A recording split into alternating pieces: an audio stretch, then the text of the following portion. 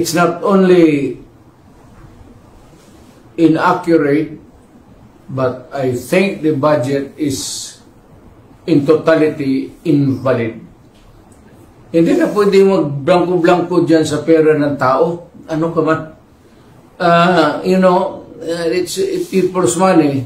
Maglagay ka ng mga mga provisions, but without the true and correct items or money that would be appropriated by Congress, by the people owning the money.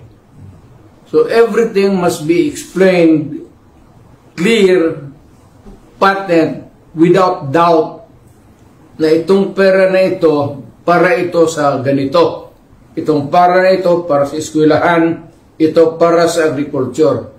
But you do not leave any item there vacant. Itong pera na ito blanco to be filled up later on. That is not allowed by law. And that budget is already, I would like to remind Congress, mali ho yan. It's invalid.